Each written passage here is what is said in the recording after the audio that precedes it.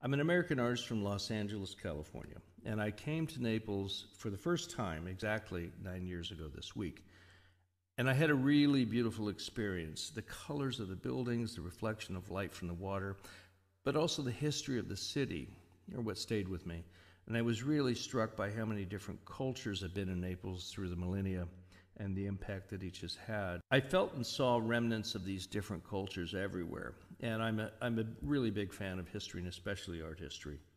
And I feel that art is, quite frankly, it's an ongoing conversation between generations. And if I don't understand what was being spoken before me, then it's hard for me to know what to say now. Needless to say, I enjoy going to museums, and the museums in Naples are really phenomenal. Cut to, Cynthia called me a couple of years ago about this potential project, followed by, let's wait and see how the pandemic goes.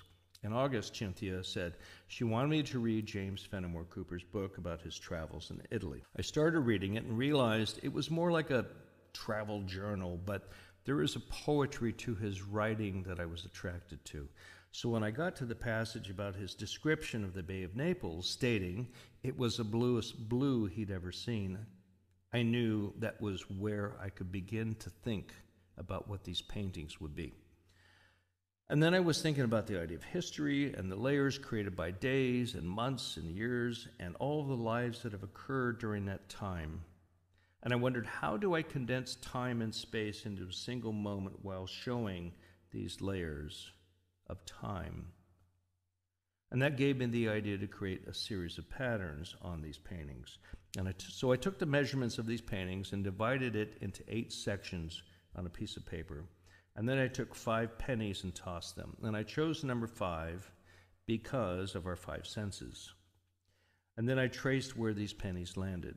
And I want a chance to become a part of this painting. And by chance, I mean it's something that is taken outside of my control that I then have to respond to.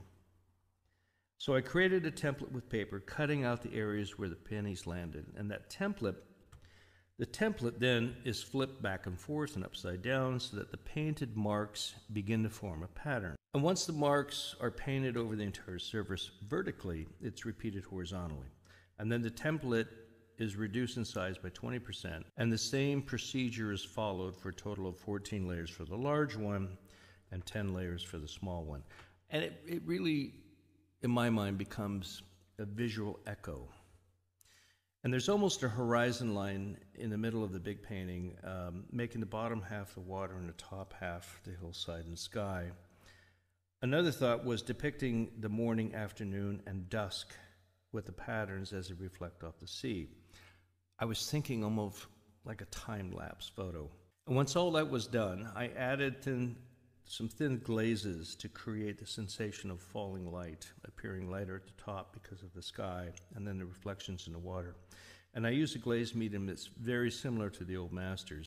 The physical light in a room penetrates the surface and reflects out, which makes it seem as if it's illuminated from within. So here I am in the city of Naples. This city is so inspiring, the light, the colors, combined with the history.